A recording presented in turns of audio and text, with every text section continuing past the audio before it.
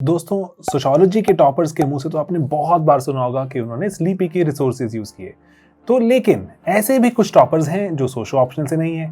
वो क्यों स्लीपी का नाम लेते हैं? दोस्तों, हम स्लीपी क्लासेस में जीएस एक्सटेंसिवली कवर करते हैं। ना सिर्फ यूट्यूब में डेली 4 वीडियोस आते हैं दोस्तों वहां पर, बल्कि हमारे पेड मॉड्यूल्स हैं। आज भी भारत के most cost effective paid modules systematically coverage करते हैं पूरे जो जीएस को, एंड मेंटरिंग भी अब तो शामिल है। दोस्तों, मैं आपको इनवाइट करता हूं इस पूरी जर्नी में जो कि भारत के ग्रास रूट से क्रिएट कर रही है अब टॉपर्स।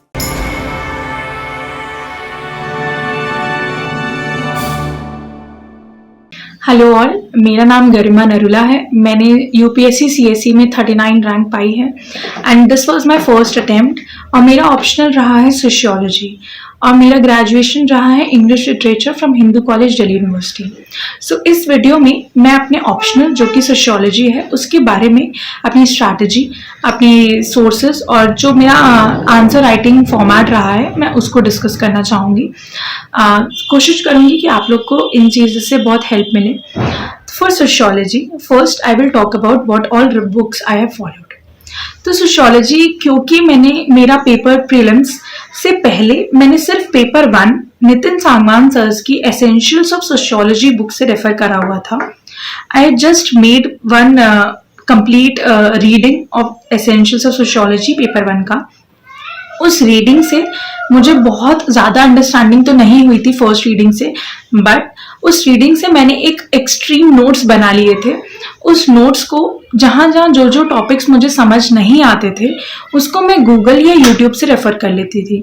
तो क्या होता था कि जैसे जो चीज़ें मुझे समझ आ गई सर की बुक से ही, तो मैं वहीं पे पढ़ के अंडरलाइन कर लेती थी, और जो चीज़ मुझे नहीं समझ आ रही उसको मैं गूगल से रेफर कर लेती थी या फिर अपने यूट्यूब पे कुछ वीडियो से समझ लिया। तो आई वुड सजेस्ट कि आप जब नोट्स बनाएं तो कोशिश करें कि एटलीस्ट आपने उस चीज़ के लिए 2 या 3 रीडिंग्स कर ली हो, तभी आप वो शॉर्ट एंड क्रिस्प नोट्स बना पाएंगे। और पेपर 2 के लिए मैंने प्रीलिम्स के बाद ही अपना पेपर 2 स्टार्ट किया है। अगेन फॉर पेपर 2 मैंने नितिन सांगवान सर की एसेंशियल ऑफ सोशियोलॉजी बुक को रेफर किया, उसको अपना बेस बनाया। और मैंने क्या किया, सोशियोलॉजी के लिए मैंने अपना सारा मेंस का सिलेबस प्रिंट करवा लिया था हार्ड कॉपी में। तो अब पेपर 2 को मैंने अपनी first reading essentials of sociology वाली बुक से रेफर करी। अलॉन्ग विद दैट अब मैंने क्या किया, उसके बाद जो चीज़ें मुझे समझ नहीं आ रही थी उसको मैंने नोट डाउन करना स्टार्ट कर दिया in a copy, in a register, A4 sheet पे, ताकि मुझे पता चल जाए कि मुझे ये टॉपिक समझ नहीं आ रहे हैं। तो उस चीज़ के लिए मैं कभी कभी और रेफरेंस जैसे कि गूगल हो गया या यूट्यूब हो गया वहाँ से रेफर कर पाती थी, बट पेपर 2 के लिए मेरे पास थोड़ा कम टाइम था क्योंकि मुझे मेन से पहले कंप्लीट करना था। तो पेपर 2 के लिए मैंने सांगवान सर की बुक से बार बार पढ़ा। I took at least 3 readings before making any notes बनाने से पहले मैंने प्रीलिम्स के बाद 3 रीडिंग करी। फर्स्ट रीड ऑब्वियसली स्लो था, but second and third reading fast forward में करा ताकि मुझे एक बार सिलेबस का, एक बार टॉपिक का, एक बार थिंकर्स का आइडिया लग जाए। उसके बाद आफ्टर थर्ड रीडिंग मैंने अपने नोट्स बनाने स्टार्ट करे पेपर 2 के लिए। तो पेपर 2 और पेपर 1 के लिए नोट्स मैंने अलग अलग बनाए थे। पेपर 2 के लिए जो मेरे नोट्स थे वो सांगवान सर की बुक से थे। अलॉन्ग विद दैट इसके बाद मैंने क्या किया, एक क्रॉनिकल आईएएस की बुक होती है जिसमें आपको कंपाइल्ड क्वेश्चन आंसर्स मिल जाते हैं प्रीवियस ईयर।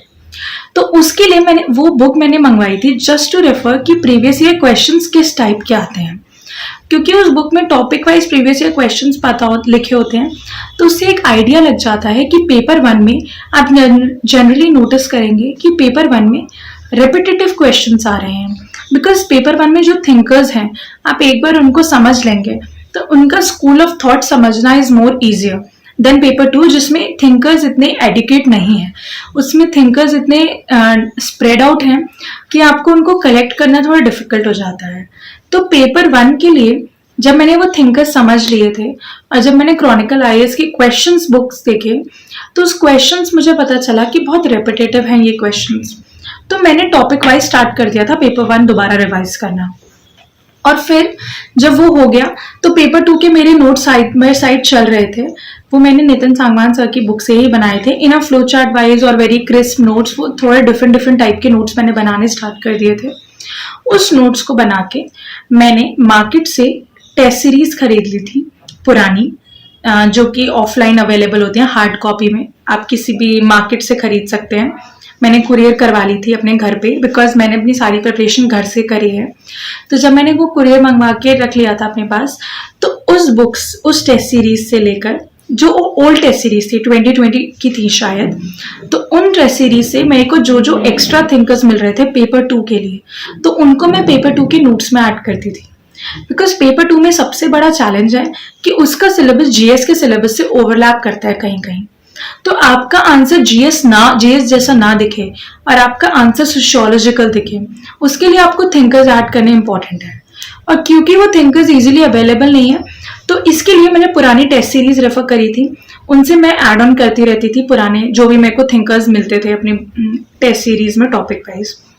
और सांगवान सर की बुक से भी आपको कहीं ना कहीं कुछ कुछ थिंकर्स मिल जाते हैं, स्प्रेड आउट हुए होते हैं कहीं ना कहीं, तो वो आपको एक साथ कंसोलिडेट करना होता है।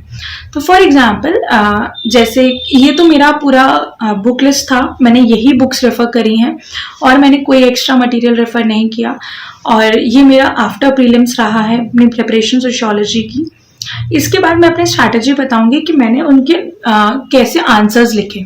तो फॉर आंसर राइटिंग, क्योंकि मैंने सोशियोलॉजी के लिए कोई कोचिंग ज्वाइन नहीं करी थी और ना ही मैंने सोशियोलॉजी के लिए कोई टेस्ट सीरीज ली थी, बट सोशियोलॉजी के लिए मैंने एक टेलीग्राम चैनल ज्वाइन किया था जिससे मुझे एक मेंटोरशिप मिल गई थी। तो जो मेरी मेंटोर थी वो चैनल का नाम है सोशियो मेंटोर, उनका लिंक मेरे टेलीग्राम चैनल पे है। तो उससे क्या हुआ था, उससे मुझे एक आइडिया, उनकी मेंटोरशिप से मुझे एक आइडिया मिल गया था कि मुझे आंसर्स को ऐसे अप्रोच करना है। बट ये था कि मैंने वो बहुत लेट ली थी और मेरे पास सिर्फ एक ही महीना था, तो मैं ज्यादा उन एनालिसिस को ज्यादा फोकस नहीं कर पाई थी।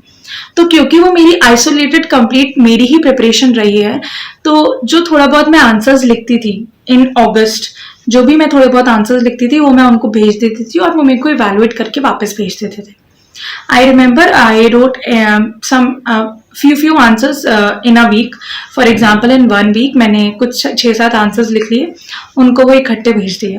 कुछ 7-8 बार ही मैं लिख पाई थी क्योंकि मेरे पास ज्यादा टाइम नहीं था, तो 6-7 आंसर्स एक बारी में लिख के भेज दिए थे और वो इवेलुएट होके वापस आ जाते थे। वो सिर्फ 1 महीने के लिए था, अगस्त के लिए, क्योंकि उससे पहले की जर्नी मेरी खुद की रही है। तो उस आंसर राइटिंग पे मैंने फोकस क्या क्या किया मैं एक बार यहाँ डिटेल में बताना चाहूंगी।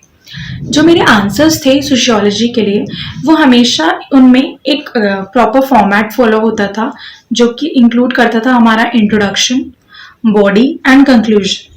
सो फॉर इंट्रोडक्शन, मेरा हर बार का इंट्रोडक्शन ऐसे स्टार्ट होता था। For example, if a question comes on Durkheim's suicide study, so I used to start my answer with Durkheim in his book this has defined suicide as this. So ऐसे मैंने अपना introduction start किया। जो भी question के related था topic, हर question का मैंने पहले स्टार्टिंग में इंट्रोडक्शन में उनका डेफिनेशन बताया। If the question is related to caste, अगर कास्ट से रिलेटेड क्वेश्चन आ रहा है या ट्राइब से रिलेटेड क्वेश्चन आ रहा है या एनीथिंग रिलीजन से रिलेटेड क्वेश्चन आ रहा है या पॉलिटिक्स से रिलेटेड क्वेश्चन आ रहा है, तो उसमें मैं सबसे पहले थिंकर और उनकी बुक का नाम और उनकी डेफिनेशन ऐड करती थी। सो वो इंट्रोडक्शन 3 लाइन्स का होता था, 3 या 3.5 लाइन्स का, उसमें वो बुक का नाम, थिंकर और उनका डेफिनेशन आ जाता था। मेजॉरिटी प्लेसेस में बुक का नाम अवेलेबल है, जहां बुक का नाम अवेलेबल नहीं है वहां आप मिस कर सकते हैं, बट क्योंकि मुझे याद हो गए थे बुक के नेम्स तो मैंने ऐड कर लिए थे। कभी ऐसा होता है कि हमें याद नहीं होते तो इट्स कम्प्लीटली ओके, बट आप थिंकर का नाम अगर ऐड करेंगे उनकी डेफिनेशन के साथ तो वो एक आपको एक्स्ट्रा मार्क्स देगा, और अगर आप बुक्स ऐड करेंगे तो एक वो एक्स्ट्रा एज देगा आपको। तो वो मैंने रेफर किया था। अलॉन्ग दैट जहां जहां वो थिंकर्स की बुक्स अवेलेबल है मैंने वो लिखी। अगर आपको ऐसा मुश्किल होता है याद करना तो आप एक काम कर सकते हैं, जो बहुत छोटी सी स्ट्रैटेजी, कि एक प्रॉपर शीट पे हर थ्योरी का, जो भी आप थ्योरी पढ़ रहे हैं, फॉर एग्जांपल रिलीजन, तो उनके थिंकर्स प्लस उनकी बुक का नाम और उनकी डेफिनेशन नोट कर लीजिए। उससे क्या होगा, जब आप बाद में वो पेपर अटेम्प्ट करने जाएंगे उसके 15 दिन पहले आप जब चीजें रिवाइज कर रहे होंगे तो आपके सामने वो शीट होगी, तो वो आपको इमीडिएटली मेमोराइज हो जाएगा। For this I started doing this, and मुझे जैसे दरखाइम की सुसाइड की definition, Durkheim's religion definition, Max Weber's religion definition, तो this is how I started. In every answer, I wrote the introduction as in the form of definition first. चाहे वो paper 2 हो चाहे वो पेपर 1 हो, मैं ऐसे ही स्टार्ट करती थी. उसके बाद इन द बॉडी मेरा एक स्ट्रैटेजी था कि बॉडी में जितने भी क्वेश्चन से रिलेटेड थिंकर्स होते थे विच वर वेरी रेलिवेंट. ये नहीं कि मैं कोई टॉपिक से हट के थिंकर्स ऐड कर रही हूँ या उस थिंकर ने उस टॉपिक से रिलेटेड बात नहीं की तो मैं उनको ऐड कर रही हूँ. नहीं, ऐसा बिल्कुल नहीं था. जो भी उस टॉपिक से थिंकर रिलेटेड था मैं उनके थॉट्स को और उनके वर्ड्स को लिख लेती थी अपनी बॉडी में. जब आप अपने सोशियोलॉजिकल आंसर्स में थिंकर्स ऐड करेंगे तो वो आपका आंसर जीएस टाइप नहीं लगेगा, क्योंकि हमें अपना ऑप्शनल और जीएस का पेपर अलग अटेम्प्ट करना होता है और हम नहीं चाहते कि जीएस टाइप हम ऑप्शनल में आंसर लिखें. तो उसके लिए हमें थिंकर्स इंपॉर्टेंट है या फिर school of thoughts. So there was one another strategy that I followed in the body. If अगर मेरे पास कहीं पे थिंकर्स नहीं है, पेपर 1 में आपके पास थिंकर्स बहुत अवेलेबल होते हैं.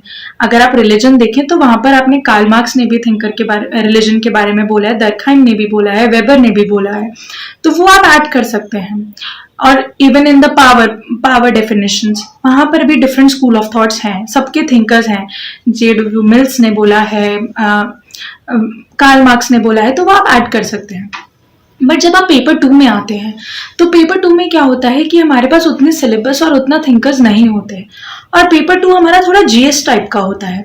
तो उसको जीएस से डिफ्रेंशिएट करने के लिए जहां जहां मुझे थिंकर्स मिल जाते थे वहां तो I used to add thinkers, but जहां थिंकर्स नहीं मिलते थे मैं उसको पर्सपेक्टिव वाइज आंसर अप्रोच करती थी, या फिर स्कूल ऑफ थॉट कह सकते हैं आप उसे, वो आप टर्म है जो आप यूज करें.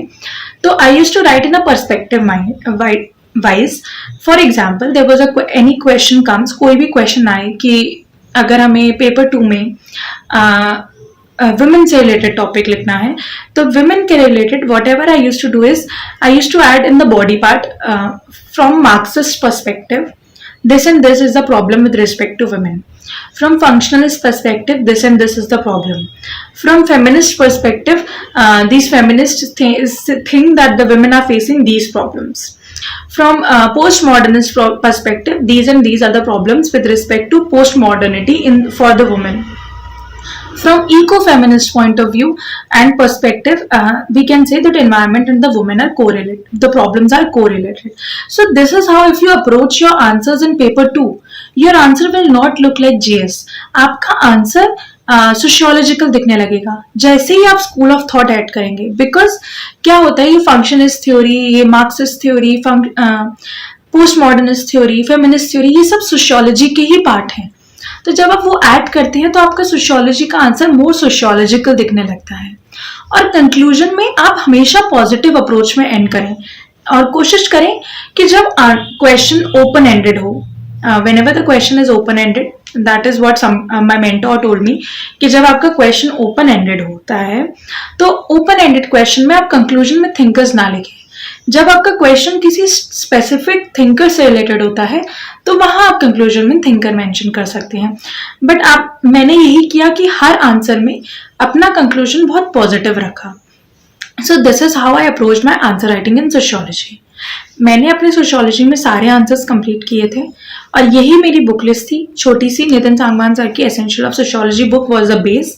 उसके बाद मैंने डिफरेंट कंटेंट से ऐड किया, जैसे वेबसाइट्स, गूगल, और कुछ भी मटेरियल जो ऑनलाइन अवेलेबल हो फ्री, और कुछ भी मटेरियल जो मार्केट में ऑफलाइन अवेलेबल हो फ्री, जैसे कि कोई भी टेस्ट सीरीज पुरानी, अभी की नहीं पुरानी, तो वो मैंने रेफर करके एक कंसोलिडेटेड अपने नोट्स बना लिए थे स्पेसिफिकली फॉर पेपर 2, क्योंकि पेपर 2 में कंटेंट का सबसे बड़ा इशू आता है. पेपर 1 में आपके पास सामने पूरा कंटेंट रहता है और क्योंकि रिपीटेटिव क्वेश्चंस होते हैं. तो कोशिश करिए आप प्रीवियस ईयर क्वेश्चंस एनालाइज करिए सोशियोलॉजी के लिए, और प्रीवियस ईयर क्वेश्चन करने के बाद टॉपिक वाइज पेपर्स को अप्रोच करें, क्वेश्चंस को अप्रोच करें. जैसे टुडे आप आज एक थिंकर कर रहे हैं, for example you are doing JS गुरेज thinker today. So after today कोशिश करिए 2 दिन के बाद आप GS गुरे सर के जो भी क्वेश्चंस हो उस टॉपिक से रिलेटेड, GS गुरे कास्ट, GS गुरे ट्राइब, तो वो आप अटेम्प्ट करें ताकि उससे लग जाए कि आप कितना उस पेपर और उस टॉपिक को समझ पाए हैं. तो answer writing is very important. Follow a proper plan and format for answer writing, और कीवर्ड्स अंडरलाइन करें. जो कि इससे आपको क्या आपके आंसर्स, आपके पर्सपेक्टिव्स हाईलाइट होंगे। जहां पर आप थिंकर लिख रहे हैं तो थिंकर को अंडरलाइन करें, आप पर्सपेक्टिव लिख रहे हैं तो वहां पर्सपेक्टिव को अंडरलाइन करें। आप किसी भी थिंकर की बुक लिख रहे हैं तो उसको सिंगल कोटेशन मार्क में ऐड करके अंडरलाइन करें। इससे क्या होगा, आपकी चीजें हाईलाइट होंगी। जहां पर आपके आंसर्स में वैल्यू एडिशंस हाईलाइट होंगे वो आपको यूनिक और एक्स्ट्रा मार्क्स देंगे। My optional marks were 291, 144 in paper 1, 147 in paper 2। सो मैंने अपना पेपर 1 और पेपर 2 ऐसे ही अप्रोच किया है। इस 3 मंथ्स में मैंने अपना पूरा पेपर 1 पेपर 2 प्रिपेयर करा। उसके बाद मैंने वो आंसर्स लिखे और मैंने अपना फाइनल कंसोलिडेटेड नोट्स बना लिए थे, बहुत ही क्रिस्प नोट्स, जिसमें क्या होता था कि हर टॉपिक वाइज मैंने थिंकर्स लिख लिए थे। फॉर एग्जाम्पल, मैंने पहले भी डिस्कस किया कि अगर मैंने ऊपर टॉपिक डाला रिलीजन, तो उस रिलीजन के बाद जो जो थिंकर ने शॉर्ट में जो जो वर्ड्स कहे हैं उनके वर्ड्स मेंशन कर लिए। उससे क्या होता था, एक जगह पे मेरे पास इकट्ठा हो जाते थे सारे थिंकर्स, तो वो मुझे बार बार डाइव इन नहीं करना पड़ता था, और कुछ नए थिंकर्स आते थे तो मैं वहां ऐड कर लेती थी। So this is how I prepared my sociology, and I wish all the aspirants to do very best in sociology. It's a great subject, this teaches you a lot. So specifically for optional ना, आप कोशिश करिए कि आप अपना optional वो choose करें जो आपके लिए बहुत इंटरेस्टिंग रहे और जिसमें आपको कंटिन्यूस डेप्थ में पढ़ सके, बिकॉज ऑप्शनल इज समथिंग जो आपको मार्क्स देगा, जो आपको रैंक देगा। Optional ethics and essay paper fetches you the rank. So उसके लिए आप कोशिश करें कि बहुत एफर्ट्स डालें। जीएस के लिए तो एफर्ट्स हमने डालने ही हैं, बट ऑप्शनल क्योंकि हमें डेप्थ में पढ़ना होता है तो उसके लिए एक्स्ट्रा एफर्ट्स डालने पड़ते हैं। तो कोशिश करिए, राइट करिए, लिखें। जो चीज़ आपको याद नहीं रही आप उसको लिख के प्रिपेयर करें। उसके लिए कंसोलिडेटेड नोट्स बनाएं, और जब आप पेपर अटेम्प्ट करने जा रहे होते हैं कोशिश करिए कि उससे पहले एटलीस्ट 25 डेज पहले तक आपके पास एक कंसोलिडेटेड नोट्स हो जो बहुत क्रिस्प हो, बहुत छोटे, जिनको आप एंड टाइम पे रिवाइज कर सकें जिस दिन आपका पेपर हो, क्योंकि वो थिंकर्स आपको उस टाइम रिवाइज करने में बहुत हेल्प मिलेगा। So this is how I have approached my optional sociology, and I wish all the aspirants very best for your paper and for your optional, and do well and stay motivated, follow limited resources and try to do value additions wherever possible. So if anyone wants to have my look at the Telegram channel, because I have shared some strategies, what all I have strategies followed sociology के लिए और कोई GS के लिए, तो मैंने दोनों strategies अपनी share करी हैं और sample आंसर्स भी शेयर कर रहे हैं सोशियोलॉजी के on my official Telegram channel, जिसका नेम है गरिमा नरुला AIR 39 UPSC CSE 2022 और यूजर नेम है गरिमा_नरुला। उसमें मैंने अपना कुछ सैम्पल एसेज भी शेयर करे हैं और सैम्पल सोशियोलॉजी के आंसर्स भी शेयर करे हैं, तो आप वो रेफर कर सकते हैं। And if you want you can get connected with me on different platform. And also I would like to thank DKT team for inviting me here and giving this opportunity to give a message to all the aspirants and motivate others. Thank you so much.